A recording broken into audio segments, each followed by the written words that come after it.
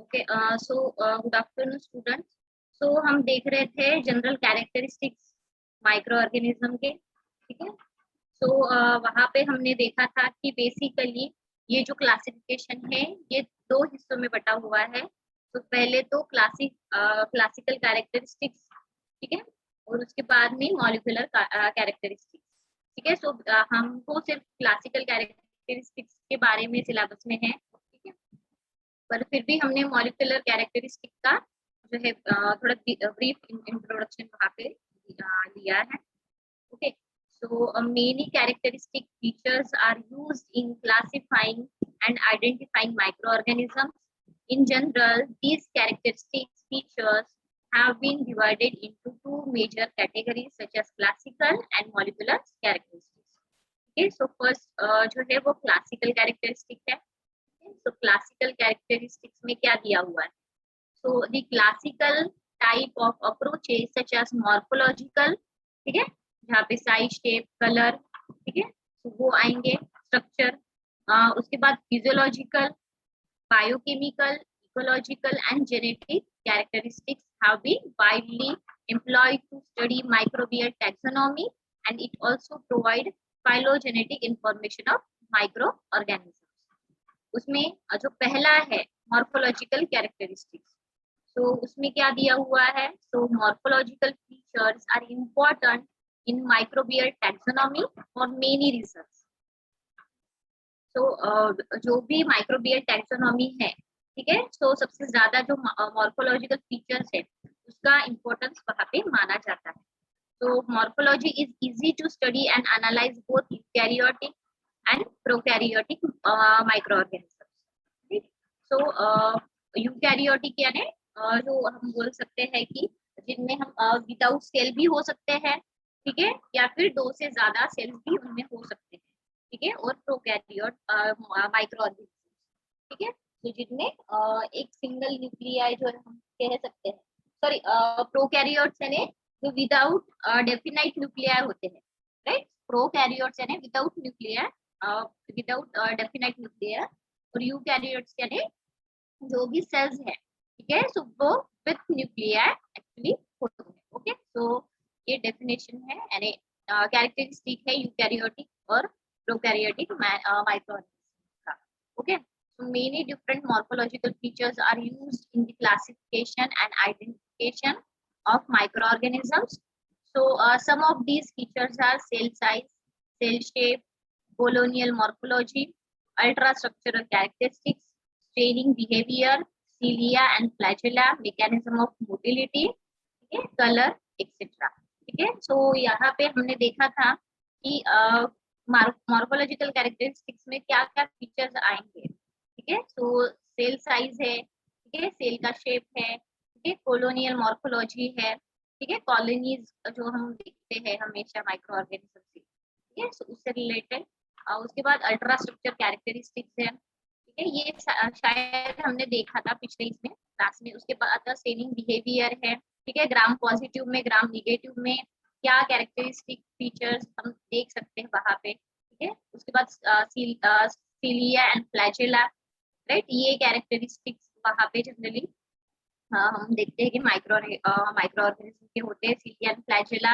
These are the outer structure, ठीक है, hair like structure हम बोलेंगे, जहाँ पे जो माइक्रो ऑर्गेनिज्म है, ठीक है, तो वो मूवमेंट में या फिर सिग्नलिंग में जनरली वो काम करते हैं, और इसके साथ में हमारे जो ह्यूमन बॉडी है उसमें जैसे सेंट्रल नर्वस सिस्टम जो है, ठीक है, बॉडी टेम्परेचर को मेंटेन करने के लिए जिस तरह से काम करती है, तो इसी तरह जो फ्लैजेला है, ठीक है, तो वो भी वहां पे एज ए सिग्नलिंग और जो है टेम्परेचर मेंटेन करना माइक्रो ऑर्गेनिज्म का, ठीक है। ऑब्वियस है वो एक एनिमल बॉडी है तो उसका भी कुछ टेम्परेचर होता होगा, राइट। वो टेम्परेचर मेंटेन करना, तो वो सीलिया एंड फ्लैजेला के यानी हम बोल सकते हैं कि तरफ से होता है, right. So these are the outer structure with यानी हेयर लाइक स्ट्रक्चर, राइट। उसके बाद मैकेनिज्म ऑफ मोबिलिटी, ठीक है, यानी जो हम एक बोल सकते हैं मूवमेंट या लोकोमोशन, राइट। सो वो जो मैकेनिज्म होगा वो, और उसके साथ कलर, ठीक है। So these are the main morphological characteristics, ठीक है। तो जिससे हम हर एक माइक्रोनिज्म को डिफरेंशिएट कर सकते हैं, ठीक है।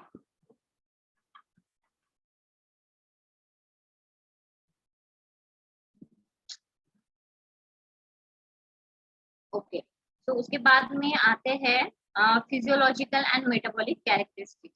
So physiological and metabolic characteristics are very useful because they are directly related to the nature and activity of microbial enzymes and transport proteins, right?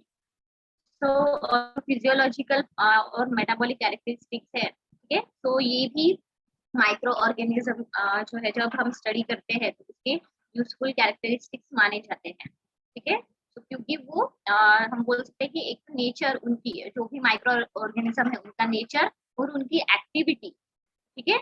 तो जो भी माइक्रोबियल एंजाइम्स है, ठीक है, और या फिर ट्रांसपोर्ट प्रोटीन्स है, ठीक है, तो वो डायरेक्टली रिलेट करते हैं जो भी हो माइक्रो ऑर्गेनिज्म और activity, right. So because proteins are gene products, analysis of these characteristics provide an indirect comparison of microbial genomes. Okay, so इससे हम बोल सकते हैं कि जो भी जेनेटिक इंफॉर्मेशन है, राइट, माइक्रो ऑर्गेनिज्म, वो हमको या इन फिजियोलॉजिकल हो या फिर मेटाबॉलिक कैरेक्टरिस्टिक्स, ठीक है, तो उनसे हमें मिलती है जो भी जेनेटिक रिलेटेड कैरेक्टरिस्टिक्स है, राइट। तो इसलिए जब हम देखते हैं कि जब वायरसेस जो है उनके नए नए स्ट्रेन्स जो है, ठीक है, वो मिलते हैं या चेंज होते हैं, ठीक है, तब या जो जेनेटिक मटेरियल है या फिर जेनेटिक कैरेक्टरिस्टिक्स है उनसे ही जो है पता लगता है कि चेंजेस क्या हो रहे हैं, राइट। ऑब्वियस है मॉर्फोलॉजिकल कैरेक्टरिस्टिक्स में तो पता चलता ही है, ठीक है, पर कभी कभी आप देखोगे कि कुछ कुछ माइक्रो ऑर्गेनिज्म ऐसे होते हैं कि दिखने में तो सेम होते हैं, ठीक है, यानी वो एक ही हम बोल सकते हैं कि स्पीसीज के जो हम बोल सकते हैं कि बैक्टीरिया हो या फिर वायरस वो होते हैं, पर स्टेन्स उनके जो है वो डिफरेंट हो सकते हैं, ठीक है। इंटरनल जो जेनेटिक मटेरियल उनकी जेनेटिक इंफॉर्मेशन, ठीक है, तो वो अलग हो सकती है। इसलिए कभी कभी दो भी जो बैक्टीरिया फिर जो भी माइक्रो ऑर्गेनिज्म है, ठीक है, तो वो कभी कभी उनका स्ट्रक्चर सेल स्ट्रक्चर कभी कभी सेम दिखाई देता है, तो जेनेटिक मटेरियल के थ्रू ही जो है हम वहां से डिफरेंशिएट कर सकते हैं। ये ह्यूमन बॉडी का भी वैसा ही है, राइट, जो डीएनए बोलते हैं हम, राइट। उसके बाद में some of the physiological sorry because proteins are gene products, analysis of these characteristics provides an indirect comparison of microbial genomes. Some of the physiological and metabolic characteristic features are carbon and nitrogen sources, cell structure, energy sources, fermentation product, nutritional type, growth temperature optimum, and range, right. So यहाँ पे यानी physiological और कुछ metabolic characteristics जो है वो यहाँ पे दिए हुए हैं कि जैसे कि कार्बन एंड नाइट्रोजन सोर्सेस क्या क्या है, राइट। सो दिस आर भी हम बोल सकते हैं कि मेटाबॉलिक चेंजेस जब होते हैं, ठीक है, तो जो इंटरनल चेंज मेटाबॉलिक चेंज होता है तो वहाँ पे जो बॉडी कंपोजिशन है जिससे बॉडी बनी हुई है, ठीक है, हो, चाहे वो ऑक्सीजन हो, हाइड्रोजन हो, बाकी के न्यूट्रिएंट्स हो, ठीक है, अदर कंपाउंड्स है, ठीक है, राइट। सो उसकी वजह से ही हम बोल सकते हैं कि ये जो physiological and metabolic characteristic features है, राइट। सो वो है एक तो कार्बन एंड नाइट्रोजन सोर्सेस क्या क्या है, राइट। उसके बाद सेल स्ट्रक्चर क्या है, एनर्जी सोर्सेस कौन कौन से, फर्मेंटेशन प्रोडक्ट यानी क्या हम मिल सकता है या फिर क्या है, राइट। उसके बाद न्यूट्रिशनल टाइप क्या है, राइट। उसके बाद growth temperature optimum and range, उसके बाद luminescence, motility, osmotic tolerance, oxygen requirements, pH, optimum and growth range, photosynthetic pigments, salt tolerance, sensitivity to metabolic and antibiotics, etc. Right? So these are the some physiological and metabolic characteristic features. Okay? So तो जैसे कि यहाँ पे जो features दिखाए गए हैं, ठीक है, तो यहाँ पे आपको बहुत डिटेल भी नहीं है। एक बुक मुझे चैताली ने भेजा था, वहाँ पे बहुत डिटेल में, तो आप जो है पढ़ाई के लिए, एक्स्ट्रा नॉलेज के लिए आपको देख सकते हो। मैंने एक्चुअली, अगर चैताली आप हो यहाँ पे, तो जो 5th एडिशन है ये वो बाकी सभी को भी बता रही हूँ कि 5th एडिशन जो पहली बुक है फ्रेजियर की, राइट, आपने सिलेबस में देखा होगा रेफरेंस में जो पहली बुक है, तो वो 5th एडिशन जो है अवेलेबल है, तो आप उसको रेफर कर सकते हो। मैं एक बार वो दिखा देती हूँ, यहाँ पे मैंने डाउनलोड की है, ठीक है, तो आप उससे जो है ये कर सकते हो। ठीक है, ये पहले कैरेक्टरिस्टिक्स हम पूरा कर लेते हैं, उसके बाद मैं आपको बता देती हूँ। उसके बाद ecological characteristics, microorganisms are well associated and growing in terrestrial, freshwater and marine environments. The taxonomically important ecological properties are life cycle patterns, right. So life cycle pattern जो है, ठीक है, तो ये एक हम बोल सकते हैं इम्पोर्टेंट प्रॉपर्टी है। Nature of symbiotic relationship, the ability to cause disease in particular host and habitat preference such as temperature, pH, oxygen and osmotic concentration. ठीक है, तो यहाँ पे जो इकोलॉजिकल कैरेक्टरिस्टिक्स है, ठीक है, या फिर जो हम बोलेंगे कि इससे जो इकोलॉजिकल प्रॉपर्टीज है, ठीक है, वो कौन कौन सी इंपॉर्टेंट हो सकती है रिलेटेड टू माइक्रो ऑर्गेनिज्म। ठीक है, तो ये हम बोल सकते हैं कैरेक्टरिस्टिक्स जो है वो है। तो यहाँ पे बोला गया the taxonomically important ecological properties are life cycle pattern. ठीक है, सो हर एक एनिमल बॉडी या फिर प्लांट बॉडी हो, ठीक है, एक लाइफ साइकिल होती है, राइट। तो उसी तरह जब हम माइक्रो ऑर्गेनिज्म की बात करते हैं, ठीक है, उसका भी जो हम बोल सकते हैं कि लाइफ साइकिल एक होता है। ठीक है, कहाँ से जो है वो उसका इवोल्यूशन हुआ, राइट, उत्क्रांति कहाँ से हुई, ठीक है, वो कहाँ तक यानी यानी किस टाइम तक जो है, ठीक है, वो जिंदा रह सकते हैं, उनकी लाइफ कितनी होती है, राइट। तो ये जो पैटर्न होता है, ठीक है, किस तरह से वो ग्रो होते हैं। ठीक है, जैसे हमने देखा कि जैसे फूड हम कुछ भी देखते हैं, ठीक है, घर में अगर कुछ रोटी वगैरह है या फिर कुछ करी वगैरह, तो उसमें कैसे धीरे धीरे जो है आप एक दिन देखोगे तो थोड़ा हल्का सा लेयर आएगा, फिर उसकी धीरे धीरे वो ग्रोथ होती रहती है, यानी वो साइज में या शेप में, वो स्ट्रक्चर में वो बड़ा होते हुए दिखाई देता है, राइट। तो इसी तरह जो हम बोल सकते हैं कि हर एक माइक्रो ऑर्गेनिज्म का लाइफ साइकिल पैटर्न होता है। उसके बाद यहाँ पे बोला गया है कि the nature of symbiotic relationship. ठीक है, सो हम बोल सकते हैं कि सिम्बायोटिक रिलेशनशिप यानी जो भी माइक्रो ऑर्गेनिज्म है, राइट। तो यहाँ पे अगर सपोज एक माइक्रो ऑर्गेनिज्म है, उसका रिलेशनशिप दूसरे माइक्रो ऑर्गेनिज्म के साथ कैसा होगा, राइट। कभी कभी हम देखते हैं कि जैसे कुछ बैक्टीरिया के जो है टेस्टिंग के लिए या फिर जो है उनके यानी किस प्रकार का बैक्टीरिया है वो ढूंढने के लिए कभी कभी वायरसेस की भी जो है वो जरूरत होती है। ठीक है, तो इसी तरह यानी इंटरेक्शन जो है, या फिर हम बोल सकते हैं कि जैसे एक ही एनवायरमेंट में जब अगर दो माइक्रो ऑर्गेनिजम्स रहते हैं, ठीक है, उनका रिलेशनशिप कैसे होगा, ठीक है, और या फिर हम बोल सकते हैं कि एक दूसरे के लिए वो कितने इम्पोर्टेंट हो सकते हैं, उनका इंटरेक्शन किस तरह से हो सकता है। ठीक है, जैसे फंगस होते हैं, ठीक है, तो उनका यानी जैसे हम बोलते हैं कि प्लांट जो सोर्सेस होते हैं, ठीक है, उसके साथ बहुत अच्छा यानी रिलेशनशिप यानी हम बोल सकते हैं कि एसोसिएशन हम बोल सकते हैं कि अच्छी तरह से होता है कि अगर प्लांट और जो है अगर उनमें मॉइस्चर कंटेंट ज्यादा होने की वजह से वो क्या होते हैं, जल्दी जो स्पॉइल होने लगते हैं और फंगस जो है उनमें जल्दी चढ़ने लगता है, राइट। तो इसी तरह हम देखते हैं कि क्या एसोसिएशन है, ठीक है।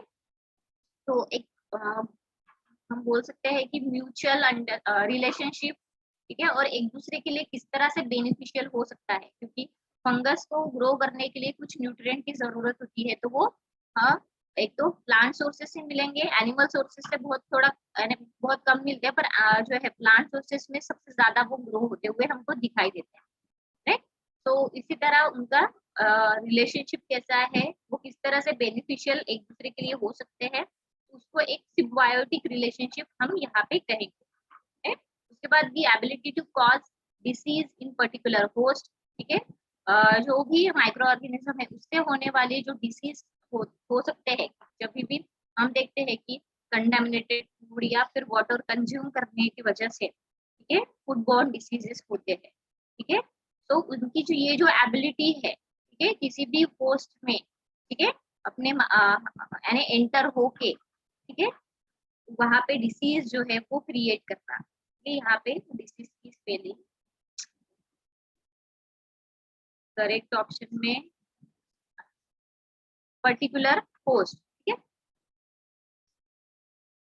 And habitat preference such as the temperature, pH, oxygen and osmotic concentration.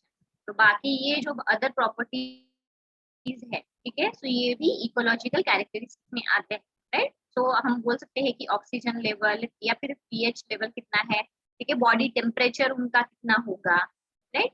तो और ऑस्मोटिक कॉन्सेंट्रेशन, राइट। तो इस तरह की कैरेक्टरिस्टिक्स जो है वो इकोलॉजिकल कैरेक्टरिस्टिक्स में आएंगे। उसके बाद जेनेटिक कैरेक्टरिस्टिक्स या फिर हाँ हाँ बोलिए मैम। ल्यूमिनेस स्किन्स मतलब क्या होता है? क्या पीएच? नहीं मैम, हाँ ल्यूमिनेस स्किन्स मतलब क्या होता है? क्या बोल रहे हो आप? स्किन सिम्बायोटिक क्या? हाँ मैम, ये फिजियोलॉजिकल एंड मेटाबॉलिक कैरेक्टरिस्टिक्स है ना इसमें मैम। हाँ इसमें उसमें मैम क्या है? Luminescence, motilities, osmotic tolerance. Cell structure, energy ma'am sources. वो अच्छा लुमिनसेंस का पूछ रही ल्यूमिनेस है स्किन्स एक्चुअली। मैम, हाँ हाँ हाँ। ये मतलब क्या होता है मैम? ये मतलब ये क्या है? अच्छा these are the physiological and sorry metabolic characteristics है उनके, जो भी माइक्रो ऑर्गेनिजम्स है, राइट। सो उनके समझ में आया? No ma'am. है जो एक्चुअली क्या होता है, यानी आपको इतना डीप में पढ़ने की जरूरत नहीं है, पर एक बार ल्यूमिनस का बता देती हूँ। सो ल्यूमिनस एक्चुअली क्या होता है, जैसे यानी हम देखते हैं कि फिजिक्स में जो लाइट जो है वो इमिशन यानी स्पॉन्टेनियस इमिशन होता है लाइट का, राइट। तो जहाँ यानी हीट की वजह से या कोल्ड की वजह से, ठीक है। तो ये जो केमिकल रिएक्शन होती है ना, राइट, जो माइक्रो ऑर्गेनिज्म के बॉडी के अंदर या फिर एक दूसरे जो भी माइक्रो ऑर्गेनिज्म है एक दूसरे के कांटेक्ट में या उनका इंटरेक्शन होने की वजह से, राइट। तो उसकी वजह से जो भी हम बोल सकते हैं कि जैसे बॉडी कोल्ड इसमें जो है, ठीक है, या फिर लाइट में किस तरह से रिएक्ट करेगी वो, राइट। समझ में आ रहा है, राइट। उसके बाद जो है हम बोल सकते हैं कि इसको वही है कि लाइट किस तरह से वो लाइट पे किस तरह से वो वर्क करेगी, या फिर जैसे हम बोल सकते हैं उनके केमिकल रिएक्शन जो है वो किस तरह से होंगे, ठीक है। मोटिलिटी में लोकोमोशन जो हम बोल सकते हैं मूवमेंट, उनका किस तरह से होगा, फिजिकली मूवमेंट करने के लिए मेटाबॉलिक चेंजेस या फिर मेटाबॉलिक कैरेक्टरिस्टिक्स किस तरह के होंगे, ठीक है।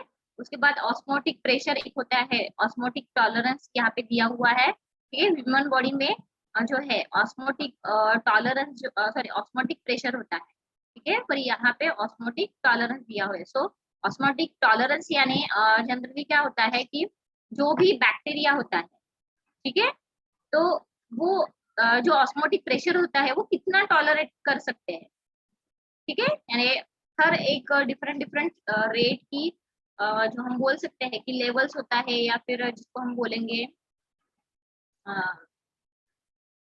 फ्रीक्वेंसी, ठीक है, या फिर जो है लेवल है, फ्रीक्वेंसीज है, ठीक है, या रेट जिसको हम बोलेंगे, ठीक है, हर एक डिफरेंट रेट में किस तरह से जो है बॉडी ऑस्मोटिक टेम्परेचर किस तरह से वो फ्लक्चुएट होता है, ठीक है।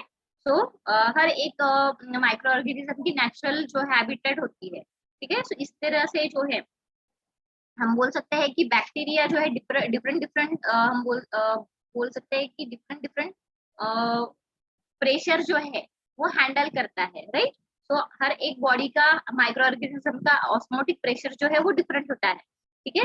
तो जैसे हम बोलते हैं कि जो ह्यूमन बॉडी है, ठीक है, अगर उसका मैं बताऊं, अगर जो है ऑस्मोटिक प्रेशर यानी उसका एक्चुअली क्या होता है, ठीक है। सो जनरली जो भी यानी हम बोल सकते हैं कि जो भी मिनिमम प्रेशर होता है, ठीक है, तो जब भी वो हमारे बॉडी में जो भी सॉल्यूशन होते हैं, ठीक है, जैसे सेल स्ट्रक्चर है तो उसमें कैसे है साइटोप्लाज्म, राइट। तो वहां पे जब प्रेशर जो होता है तो वो ऑस्मोटिक प्रेशर क्या करता है, वो जो बाहर का स्ट्रक्चर है, ठीक है, उससे वहां पे जो है वो एंटर नहीं होने देता, वो अंदर की तरफ जो है वो प्रेशर खींचता है, यानी जो भी मटेरियल होगा, जो भी फ्लूइड होगा, तो वो क्या होगा, अंदर बना रहेगा, वो जो भी स्ट्रक्चर है, ठीक है, जो पोर्स है, ठीक है, उससे बाहर नहीं जाएगा।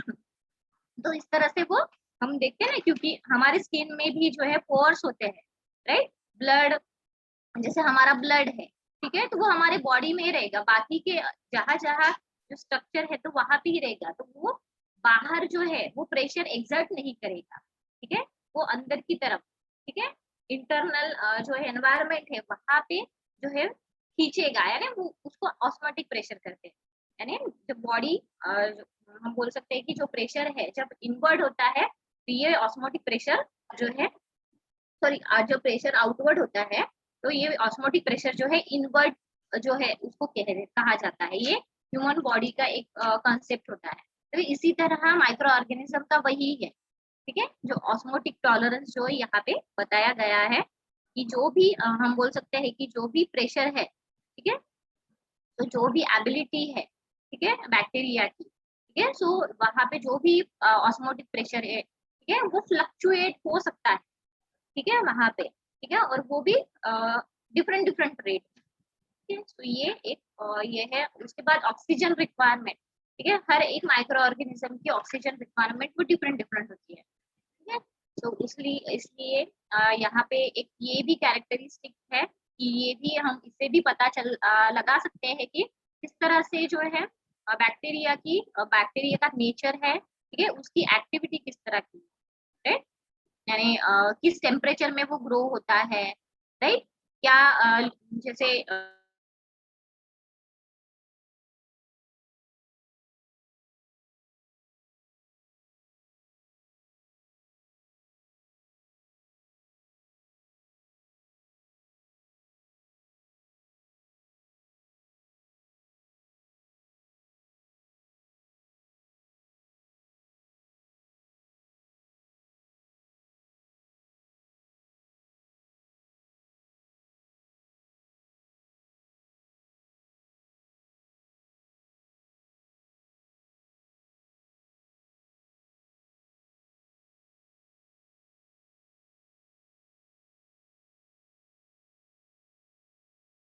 किस तरह से लाइट,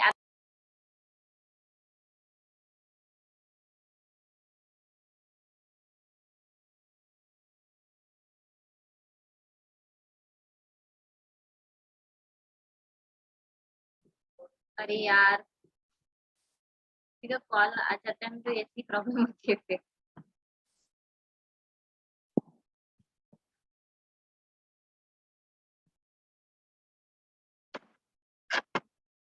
तो हम देख रहे थे कि किस तरह से जो है से माइक्रो ऑर्गेनिज्म अपना सेल स्ट्रक्चर जो है, ठीक है, वो चेंज करता है, ठीक है, किस तरह से जो ऑस्मोटिक प्रेशर है, ठीक है, किस तरह से वो फ्लक्चुएट करता है डिफरेंट डिफरेंट रेट में, किस तरह से वो फ्लक्चुएट होते हुए दिखाई देता है। हर एक माइक्रो ऑर्गेनिज्म का जो कैरेक्टरिस्टिक है वो अलग होता है, ठीक है, चाहे वो हम मूवमेंट का हो या एक एक जगह से दूसरी जगह मूवमेंट का हो, ठीक है। ऑब्वियस है, fungus, bacteria, these are the different these are और डिफरेंट कैरेक्टरिस्टिक, ठीक है। हर एक का जो है मोटिलिटी रेट जो है वो डिफरेंट होगा, ठीक है। न्यूट्रिशनल टाइप यहाँ पे बोला गया है कि जैसे फंगस जो है वो प्लांट के इस पे सबसे ज्यादा डिपेंड होता है, राइट, यानी अच्छा रिलेशन होता है, ठीक है। इजीली वो फंगस जो है वो ग्रो हो सकता है प्लांट सोर्सेज जो है, ठीक है। उसी तरह जो है हर एक माइक्रोऑर्गेनिज्म का न्यूट्रिशनल टाइप को अलग हो सकता है, ठीक है। उस तरह ये सारी कैरेक्टरिस्टिक्स है हर एक माइक्रो ऑर्गेनिज्म में डिफरेंटली रह सकती है। हर एक माइक्रो ऑर्गेनिज्म का जो ऑक्सीजन रिक्वायरमेंट डिफरेंट हो सकता है, पीएच लेवल जो है, ठीक है, जनरली वो ऑप्टिमम दिखाई देता है, हर एक माइक्रो ऑर्गेनिज्म का ऑप्टिमम जनरली उसको कहा जाता है, राइट। उसके बाद ग्रोथ रेंज क्या होती है, हो सकता है कुछ माइक्रो ऑर्गेनिज्म जो है वो जल्दी ग्रो करे, ठीक है। कुछ माइक्रो ऑर्गेनिज्म जो होते हैं वो कम समय लगाते हैं, ठीक है।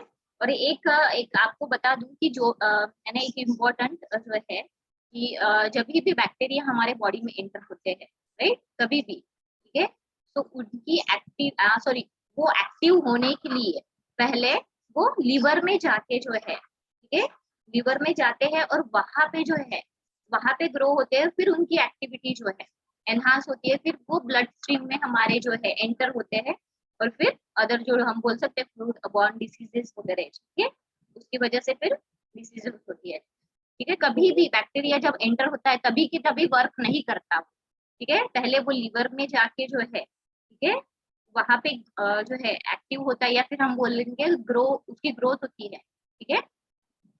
उसके बाद ही जो है वो अपने मेन ब्लड स्ट्रीम में उतरता है, और फिर अपनी जो है एक्टिविटी या फिर जो है वर्क जो भी होगा उसका वो करता है हमारे बॉडी में, ठीक है। तो जो भी डिसीज जो है वो पैदा कर रहा हो, ठीक है, या फिर जैसे हम अच्छे बैक्टीरियाज भी लेते हैं, ठीक है, तो हम हमारे गट में जो है बैक्टीरियाज, ठीक है, तो वहां पे अच्छे से ग्रो होते हैं, ठीक है। और जो हम हमारी जो गट हेल्थ है वो उसको इम्प्रूव करते हैं, राइट। तो इस तरह से हर एक हम बोल सकते हैं कि माइक्रो कुछ माइक्रो ऑर्गेनिजम्स का वर्क एरिया भी जो है डिफरेंट हो सकता है होस्ट की बॉडी में, राइट। तो यही है। सो यहाँ पे जो है तो क्या क्या दिया हुआ है, so some of physiological metabolic characteristic features are carbon, nitrogen sources, cell structure, energy sources, fermentation product, nutritional type, growth temperature optimum and range, luminance, motility, osmotic tolerance, oxygen requirement, pH, ठीक है, pH आपको पता है, pH ratio क्या होता है वो आपको पता है, and growth range, photosynthetic pigments, ठीक है, फोटोसिंथेटिक पिगमेंट जो है, ठीक है, तो वो भी आपको पता है क्या है, सॉल्ट टॉलरेंस, राइट। उसके बाद sensitivity to metabolic and antibiotics et cetera, these are the physiological and metabolic characteristics, ठीक है। सो इकोलॉजिकल कैरेक्टरिस्टिक्स, तो पहला है यहाँ पे micro organisms are well associated and growing in terrestrial fresh water and marine environments. The taxonomically important ecological properties are life cycle patterns. Okay, so life cycle pattern किस तरह का होगा, ठीक है, so ecological characteristics में वो आएगा, ठीक है। उसके बाद the nature of symbiotic relationship, ठीक है, एक माइक्रो ऑर्गेनिज्म का दूसरे माइक्रो ऑर्गेनिज्म के साथ इंटरेक्शन होता है, ठीक है, तो वो जो रिलेशनशिप होती है, ठीक है, तो उसको हम बोल सकते हैं सिम्बायोटिक रिलेशनशिप जो है वो कहा जाता है, ठीक है। और एक और चीज यहाँ पे बता दूं कि जैसे आपने ल्यूमिनस क्या होता है मैम ये पूछा, तो कभी कभी कुछ माइक्रो ऑर्गेनिज्म है, ठीक है, तो वो लाइट में सबसे ज्यादा वर्क करते हैं, ठीक है। जैसे जैसे लाइट इमिट होती जाती है, लाइट इमिशन जिसको बोलते हैं, ठीक है, तो वो अच्छे से वर्क करते हैं, राइट। कितना लाइट एब्जॉर्ब करेंगे वो, ठीक है, कितना फिर उसके बाद कितना वर्क करेंगे, तो उस तरह उसका वर्क होता है, ठीक है। तो ये एक मुझे समझ में आया और याद आया तो मैंने बता दी, ठीक है। ये सब्जेक्ट मेरे लिए नया है, मैंने कभी पढ़ाया नहीं है, ये फर्स्ट अटेम्प्ट है, तो इसलिए जो है मैं भी जो है स्टडी कर रही हूँ ये जो सिलेबस है इसका, राइट। बहुत कम था हमारे इसमें फूड के, इसमें जनरली फर्मेंटेशन से रिलेटेड ही होता है, ठीक है, पर ये इंजीनियरिंग का जो है सब्जेक्ट है एक्चुअली। सो तो इकोलॉजिकल कैरेक्टरिस्टिक्स की हम बात कर रहे थे, ठीक है। सो जो माइक्रो ऑर्गेनिज्म है, ठीक है, तो जनरली उनका अच्छा एसोसिएशन जो है, ठीक है, किसके साथ होता है, जो भी टेरेस्ट्रियल फ्रेश वाटर में सबसे ज्यादा वो ग्रो होते हुए दिखाई देते हैं, ठीक है। उसके बाद में जो है मराइन एनवायरनमेंट जो है उसमें सबसे ज्यादा ग्रो होते हुए दिखाई देते हैं। इसलिए जो कुछ हम बोल सकते हैं माइक्रो ऑर्गेनिजम्स होते हैं, ठीक है, जैसे पेनिसिलियम वगैरह है, राइट, तो मराइन इसमें सबसे ज्यादा ग्रोथ होते हुए उनके दिखाई देते हैं, यानी वो हम बोल सकते हैं एक तरह का प्लांट जैसे ही होते हैं, राइट। सो उससे जनरली एंटीबायोटिक्स वगैरह बनाई जाती है, right. So, terrestrial freshwater marine environments, the taxonomically important ecological properties are life cycle patterns, the nature of symbiotic relationship, the ability to cause disease in particular host, and habitat preferences such as temperature, pH, oxygen, and osmotic concentration. उसके साथ उसके बाद में genetic characteristics and उसको हम reproductive characteristics भी बोल सकते हैं, क्योंकि हमारे इसमें रिप्रोडक्टिव कैरेक्टरिस्टिक्स है, right. so most eukaryotes are able to reproduce sexually, ठीक है। तो कुछ यूकैरियोट्स ऐसे भी होते हैं, ठीक है, जो जिनमें एबिलिटी होती है कि फिर वो जो है सेक्सुअली फिर से रिप्रोड्यूस हो सके, राइट। उसके बाद में hence genetic analysis has been of considerable usefulness in the classification of this type of microorganism. However, prokaryotes do not produce sexually, ठीक है। तो जैसे हम देखते हैं कि जो ह्यूमंस है, राइट, तो वो रिप्रोड्यूस हो सकते हैं सेक्सुअली, राइट। तो उसी तरह जो भी एनिमल्स है, राइट, और कुछ कुछ ऐसे भी माइक्रो ऑर्गेनिजम्स होते हैं, ठीक है, जो जनरली प्रोकैरियोट्स में आते हैं, ठीक है।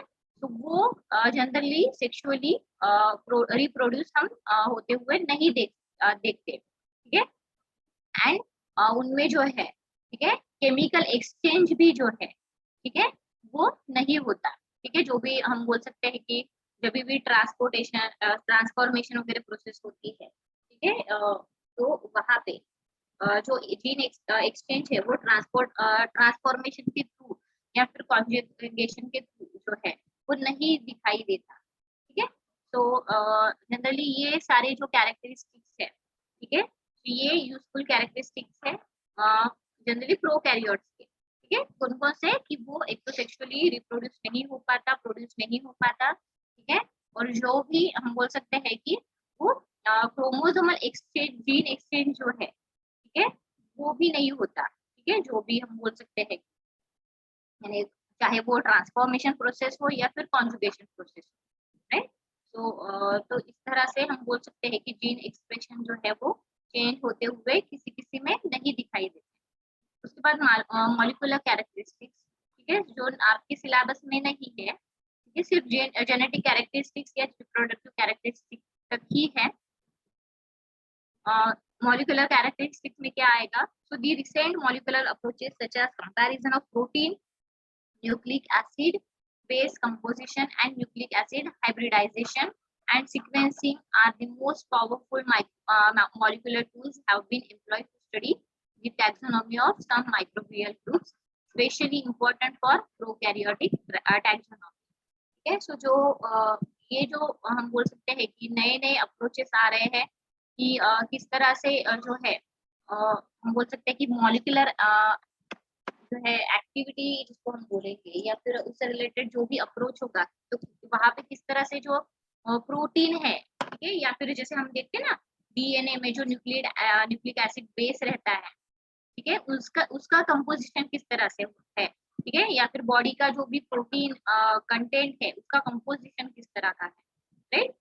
हम देखते हैं कि ह्यूमन बॉडी के लिए 21 अमाइनो एसिड्स जो है वो एसेंशियल होते हैं, यानी उनकी रिक्वायरमेंट होती है, कुछ नॉन एसेंशियल होते हैं, कुछ एसेंशियल होते हैं, राइट। इसी तरह हमारी बॉडी बनी हुई होती है, राइट। पर यहाँ पे क्या होता है कि ये नहीं हो सकता ना कि यानी हमेशा हम ह्यूमन बॉडी की तरह ही सब में अमाइनो एसिड हो, राइट। हर एक डिफरेंट जो रेट है, जैसे ह्यूमन बॉडी का अलग हुआ है, एनिमल्स का भी अलग हो सकता है, ठीक है। कहीं कहीं पे कुछ कुछ प्रोटीन जो हम बोल सकते हैं कि प्रोटीन में कुछ कुछ प्रोटीन्स में अमाइनो एसिड जो है 50 तक अमाइनो एसिड हो सकते हैं, ठीक है। तो यानी हर एक बॉडी का कंपोजिशन वो अलग होता है, ठीक है। सो ये इसके बारे में ही बोला है कि जो भी मॉलिक्यूलर कैरेक्टरिस्टिक्स है वो क्या क्या है, ठीक है। तो नए जो मॉलिक्यूलर अप्रोचेस है, ठीक है, तो उनमें एक तो कंपैरिजन ऑफ प्रोटीन जो है वो आएगा, ठीक है। प्रोटीन यानी अमाइनो एसिड का जो है किस तरह के अमाइनो एसिड्स है, ठीक है, लिंक कौन कौन से अमाइनो एसिड लिंक है वहां पे, राइट, किस तरह का स्ट्रक्चर है, ठीक है। उसके बाद न्यूक्लिक एसिड बेस जो है वो क्या है, या फिर कौन से वहां पे जो है एलिमेंट्स है, किस तरह का स्ट्रक्चर है, ठीक है। तो वो एक कंपोजिशन वहां पे जो है हम देखते हैं, ठीक है। तो वो एक मेन कैरेक्टरिस्टिक हो गया। उसके बाद न्यूक्लिक एसिड हाइब्रिडाइजेशन, ठीक है। सो जो न्यूक्लिक एसिड है, ठीक है, हमने देखा, हम देखते हैं कि जो भी हमारे जो डीएनए है, ठीक है, तो वहां पे भी जो हम बोल सकते हैं डीएनए या फिर आरएनए, ठीक है, न्यूक्लिक एसिड ही रहता है कि नहीं, डाई राइबोन्यूक्लिक एसिड, ठीक है, राइबोन्यूक्लिक एसिड, ठीक है। तो इस तरह से जो हम बोल सकते हैं कि न्यूक्लिक एसिड जो हाइब्रिडाइजेशन है, ठीक है, हाइब्रिडाइजेशन को क्या बोलेंगे यहाँ पे, हाँ। तो जो यानी हम बोल सकते हैं कि जैसे जैसे सिंगल स्ट्रैंड जैसे रहते हैं डीएनए वगैरह, राइट, ठीक है।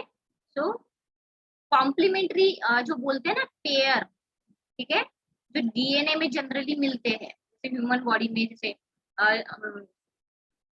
साइनिन और गुआनाइन ऐसे जो होते हैं कॉम्प्लीमेंट्री पेयर्स, ठीक है। तो यहाँ पे हाइब्रिडाइजेशन में वही है कि एक जो है हम बोल सकते हैं कि सिंगल स्ट्रैंडेड जो भी डीएनए है या फिर आरएनए है, ठीक है, तो उनका हम बोल सकते हैं कि मॉलिक्यूलर स्ट्रक्चर या फिर वो कॉम्प्लीमेंट किस तरह से हो सकते हैं, ठीक है। तो यानी जो भी कंबाइनिंग प्रोसेस होगी, ठीक है, डीएनए सिंगल स्ट्रैंडेड डीएनए और आरएनए का, ठीक है, ताकि यानी वो जो प्रोसेस के थ्रू जो है वो अलाउ करेगा जो भी मॉलिक्यूल्स होंगे डीएनए के और आरएनए के, ठीक है, ताकि जो बेस पेयरिंग के थ्रू जो है, ठीक है, वो सिंगल या फिर डबल स्टैंडर्ड जो मॉलिक्यूल है,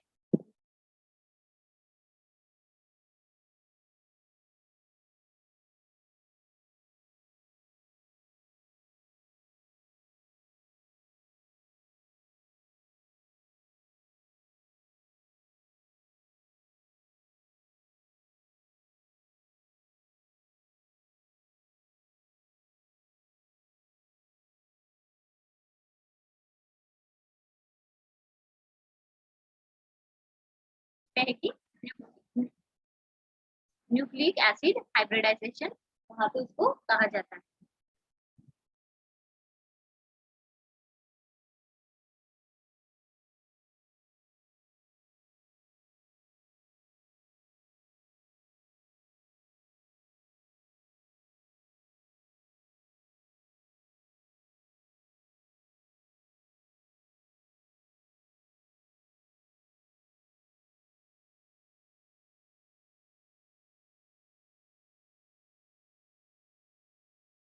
जो है, ठीक है, वो हम देखते हैं। उसके बाद न्यूक्लिक एसिड हाइब्रिडाइजेशन यानी जो है किस तरह से कॉम्प्लीमेंट करेगा या फिर किस तरह से कंबाइन होने में हेल्प करेगा, ठीक है।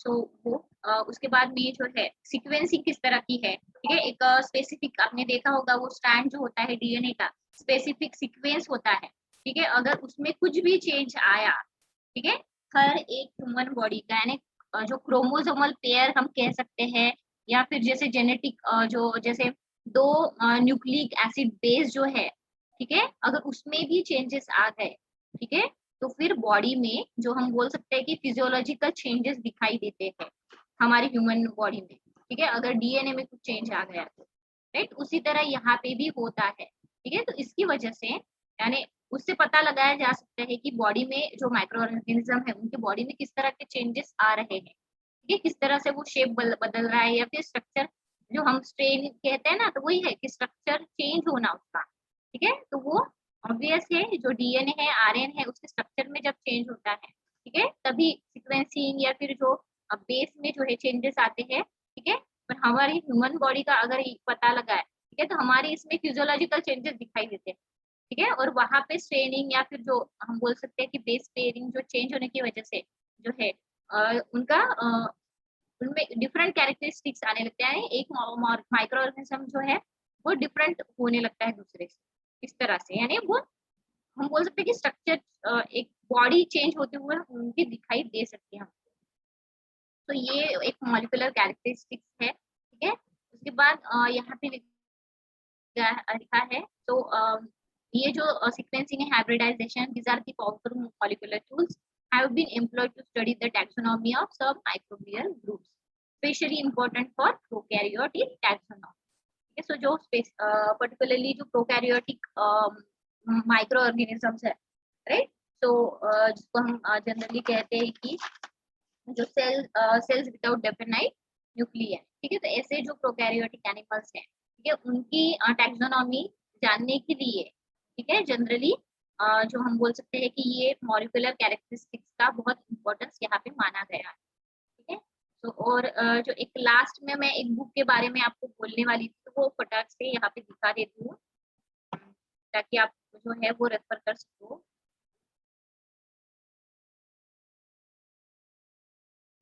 फिफ्थ एडिशन जो है, हाँ,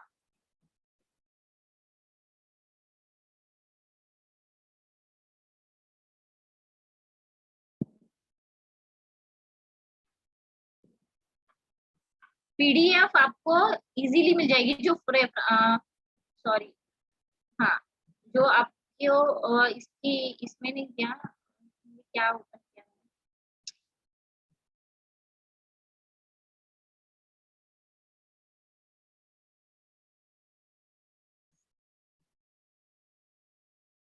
ओके, ये जो बुक है फ्रेजियर की, ठीक है, पहला ही है नाम, ठीक है, विलियम सी फ्रेजियर, तो फिफ्थ एडिशन है, तो आप इसको रेफर कर सकते हो। मैग्री हिल एजुकेशन का जो है हाँ,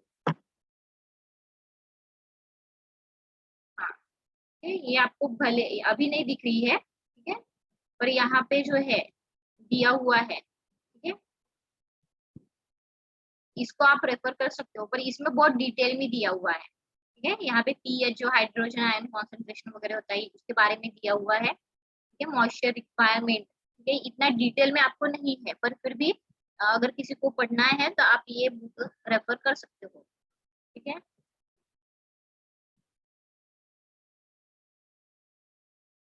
ये देखिए यहाँ पे न्यूट्रिएंट कंटेंट जो है उसके बारे में भी डिटेल में दिया हुआ है, ठीक है, फूड्स कौन कौन से लगते हैं, ठीक है, एनर्जी के लिए, ठीक है, कौन कौन से न्यूट्रिएंट जो है इम्पोर्टेंट होते हैं, ठीक है, वो यहाँ पे दिया हुआ है, क्योंकि आपने जैसे मैंने कहा था कि फंगस के लिए प्लांट जो सोर्सेस है वो बहुत इंपॉर्टेंट होते हैं, ठीक है, उनका एक अच्छा रिलेशन होता है, ठीक है, सो ऑब्वियस है जो भी एनर्जी अगर फंगस को चाहिए होती है, ठीक है, तो ऑब्वियस है प्लांट में कार्बोहाइड्रेट जो भी होगा, ठीक है, सेलुलोज हो सकते हैं प्लांट में, उससे ही तो उनको एनर्जी मिलेगी ना, राइट। तो इस तरह से जो है हम यहाँ पे देख सकते हैं, ठीक है। उसके बाद फूड्स फॉर ग्रोथ, ठीक है, तो आप डालिएगा, ठीक है, William C Frazier fifth edition PDF करके, तो आपको वो आप डाउनलोड कर सकते हो, उसको नेट पे है, ये अच्छी बुक है वो, एक्चुअली चैताली जो है उन्होंने शेयर की थी, ठीक है, तो अच्छी बुक है, पर यहाँ पे बहुत डिटेल में दिया हुआ है और सीधा मोल्स के जो है इसमें है, तो यहाँ पे मोल्स का मैं यहाँ से ही पढ़ाऊंगी, क्योंकि अच्छा दिया हुआ है, यहाँ पे मोल्स के बारे में बहुत डिटेल में दिया हुआ है, अगर आप देखोगे तो यहाँ पे अच्छे फिजियोलॉजिकल कैरेक्टरिस्टिक, ठीक है, सो ये बुक आप रेफर करिए। चलो ठीक है, तो यहाँ पे हम स्टॉप करते हैं, कल मिलते हैं फिर इस सब्जेक्ट के लिए, ठीक है, so thank you all present रहने के लिए, चलो बाय, नेक्स्ट क्लास में मिलते हैं, thank you Thank you, ma'am. Thank you all, Thank you, ma'am. Thank you all.